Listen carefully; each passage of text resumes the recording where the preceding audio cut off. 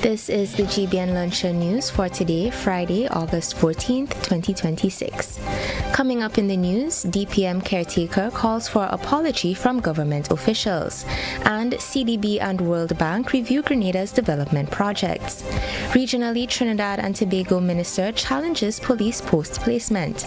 Internationally, U.S. sailors report dire conditions as replacement carrier heads to Middle East. And in sports, Amazon Warriors defeat Jamaica Kingsmen in their CPL opener. The first segment comes to you compliments Bryden and Miners.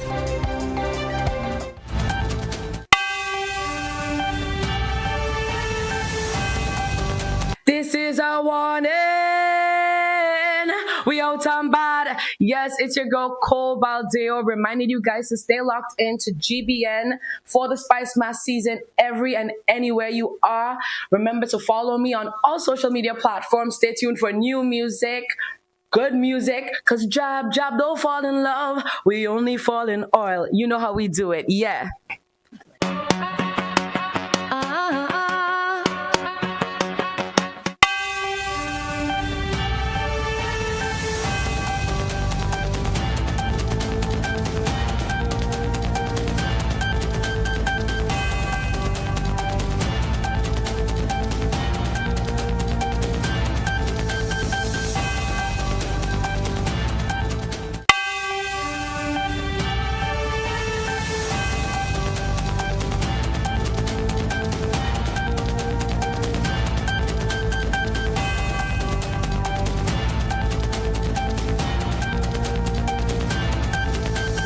I am Diedra Sealey with the details. Democratic People's Movement caretaker Ali Gill is calling for a public apology from members of the government over their use of obscene language against police officers during the recently concluded Spice Mass activities. Speaking on GBN's To The Point, Gill expressed concern over what he described as a troubling attitude among members of the administration towards police officers. Gill pointed to a prior incident allegedly involving the Minister for Carriacou and PT Martinique Affairs and local government. More recently, social media videos showed two separate instances of government officials using obscene language publicly. Gill stressed that nobody should behave as though they are superior to police officers because of their official title. He said such behavior does not meet the standard expected for government officials or set a positive role model for young people. We can't be speaking to them anyhow and because we're in positions talking down to them and so on as if they are nobody and so on and so forth. That not to be encouraged, because at the end of the day, these ministers and so on, people look up to you. Our young people, you can't be minister of youth and displaying that kind of behavior. What sort of what then do you expect the youth to do if you show this open disobedience and disrespect to law and order? Gill said that while many Grenadians use explicit language, there is a difference between private conversation and public remarks, especially because obscene language remains illegal in Grenada. Stating that the matter transcends politics, he called on the Prime Minister to intervene and urged the officials to apologize to members of the RGPF and to the public. The Prime Minister to ensure I call upon the Prime Minister this morning to speak with the relevant ministers and to have them issue public apologies privately to that police officer, to that corporal of police in a traffic matter, and to the other minister and so on. It is what is expected. It's not okay. We cannot pretend that it is okay when wrong is wrong, regardless of which political party you support. These are basic standards, and I believe that Grenada deserves better. Also in local news, the Caribbean Development Bank and World Bank have completed a joint review of Grenada's active development projects, agreeing on measures to improve implementation and strengthen results. The review examined 11 projects covering areas including water, health, education, agriculture, coastal protection, and renewable energy. Among the projects highlighted were the geothermal drilling project, the Southern St. George Water Supply Expansion Project, Education Enhancement Phase 2, Climate Smart Agriculture Phase 2, and the Health Sector Strengthening Project. CDB Director of Projects L. O'Reilly Lewis reported strong engagement from the project teams and line ministries in Grenada. The mission agreed on follow-up actions to improve implementation and disbursement, deepen collaboration between the two institutions, and update the pipeline of upcoming CDB-funded projects for Grenada. A joint management letter outlining the findings and agreed actions will be submitted to the government in the coming weeks. And finally, the Grenada Arts Council is inviting the public to its post-carnival pop-up exhibit tomorrow, Saturday, August 15th at Spiceland Mall. The free event runs from 10 a.m. to 5 p.m. and will feature carnival-inspired artwork from participating local artists. The annual exhibition allows the public to meet local artists, discover homegrown talent, and support Grenadian fine arts. The Grenada Arts Council says all are invited. That concludes our local news. Stay with us for our second segment, Compliments Fortune Foods Limited.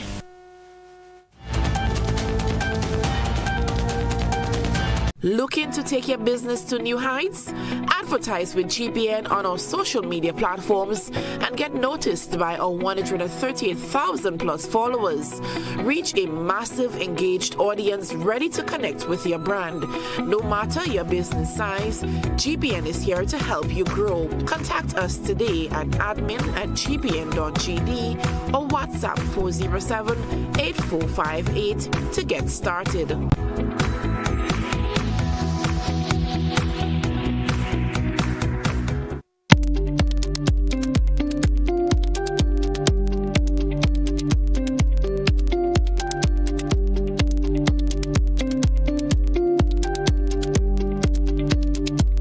News, Trinidad and Tobago Minister challenges police post placement.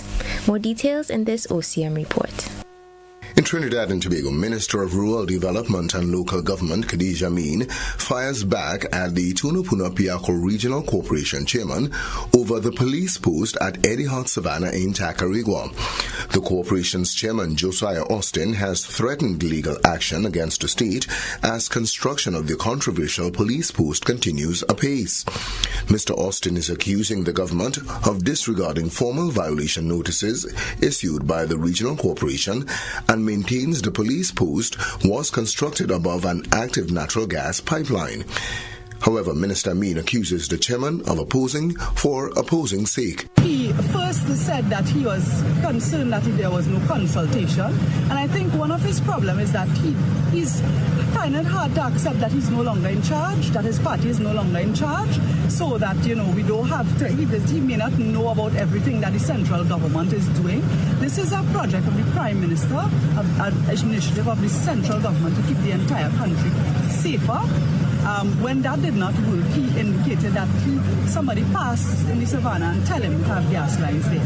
I think the NGC was able to put that to rest by indicating that those gas lines are not active.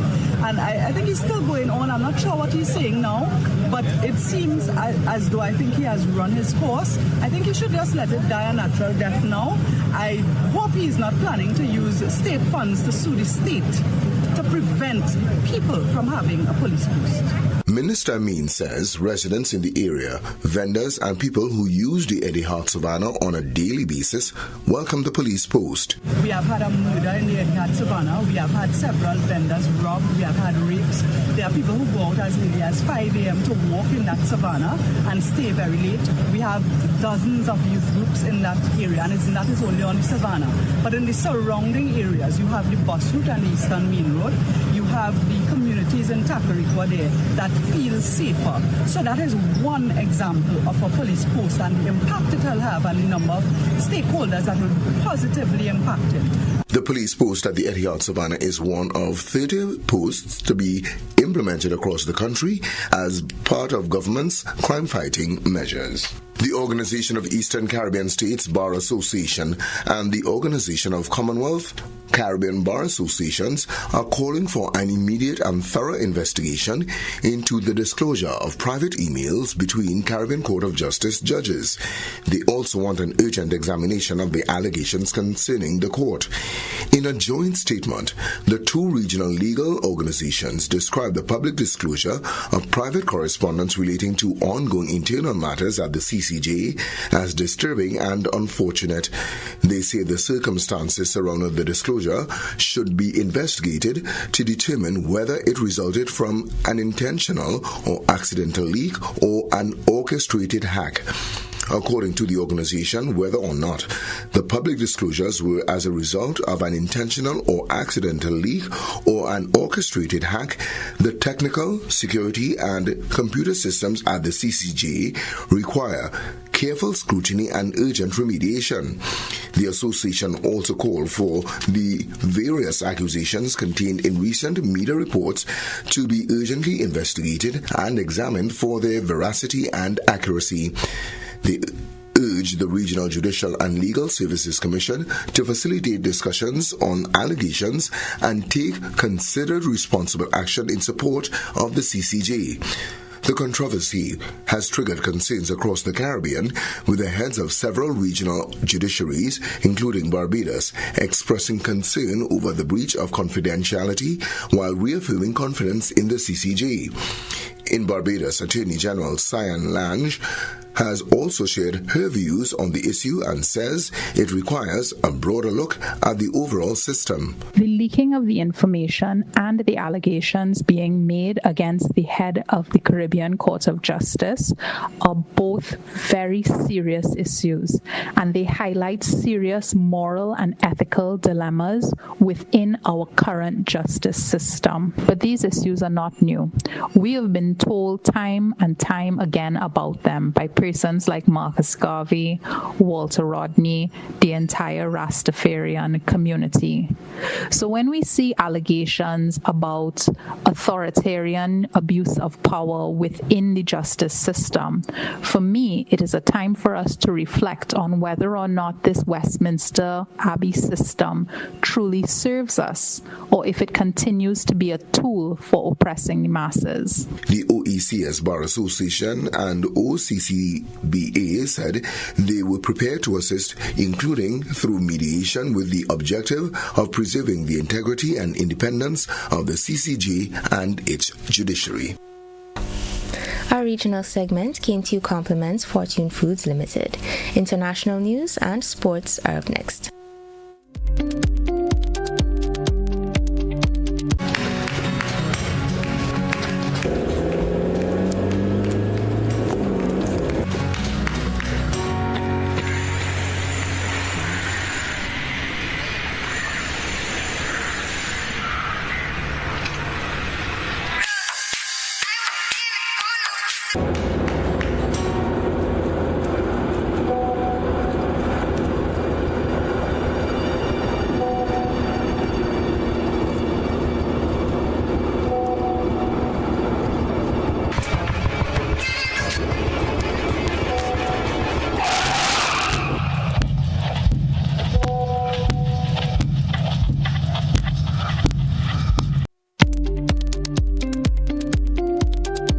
National news. Reports of declining mental health and supply issues have been flagged by U.S. sailors aboard the aircraft carrier USS Lincoln deployed to the Middle East, with some attempting to throw themselves into the sea. The ship has so far spent a record 260 uninterrupted days supporting the war in Iran and is expected to be replaced by the Pacific-based USS George Washington en route to the area. More details in this France 24 report. When the USS Abraham Lincoln left port in San Diego in November of 2025, the 5,000 Marines and sailors on board had no way of knowing that they'd still be deployed almost 9 months later. The record-setting 240 days at sea without a port call is taking its toll, as reports have emerged of mental health problems among some of the crew. In a letter, Democratic Senator Richard Blumenthal wrote to Defense Secretary Pete Hegseth to express his serious concern about the conditions on board the Lincoln, saying, "There have been widespread reports of shortages of basic supplies, water contamination, plumbing issues, deteriorating mental health, deck safety concerns as as well as disruption in the mail system, which have caused many care packages en route to the ship to be lost in transit for months. In an interview with the conservative channel Newsmax on Thursday, Hegseth pushed back. Completely misrepresented. Listen, we make sure that every ship, every crew, every captain has everything we can provide them at every single moment. When reports of food shortages emerged in April, the Navy denied it, but has since conceded that the conflict created a highly contested environment where traditional supply hubs in the Middle East were disrupted by combat actions. MS Now and other U.S. media are reporting that a sailor went overboard last month in what was described as a mental health episode, and the Navy says he was quickly rescued. His wife sharing a text message he sent prior to the incident that read, "I think the boat is finally getting to me. I don't think I can do another deployment after this, and I don't even know if I can finish this deployment." In a statement, the Navy said that another aircraft carrier, the USS George Washington, was on its way to the Middle East. The Wall Street Journal is reporting that the Washington would replace the Lincoln once it arrives. Also in international news, at least 4 people have died after torrential rain hit eastern Japan, forcing more than 400,000 people to evacuate as Chiba recorded a month's worth of rainfall in a single night. More in this Al Jazeera report. An entire month's worth of rain fell in just 24 hours in parts of eastern Japan's Chiba region near Tokyo. The storm inundated roads and railways and knocked out power to nearly 25,000 households during one of Japan's busiest holiday weeks. One of the reported deaths occurred in a submerged vehicle. Rescue services and soldiers have been dispatched to help with relief efforts. The disruption also stranded nearly 7,000 people at Tokyo's Narita airport. I didn't see this floor, to be honest, but the higher one was full of people sleeping everywhere. On every corner of the floor there were people sleeping, all with sleeping bags. I managed to book a hotel, but then realized it was quite far away. I queued for a taxi, but there was a 4-hour wait, so I called to say that I wouldn't arrive until 2:30, only to be told that I couldn't stay there after all. Since I had nowhere else to go, I had to return to Narita Airport.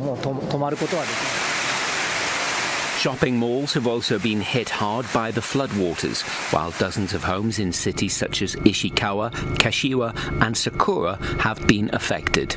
Paul Ging, Al Jazeera. Now for your sports.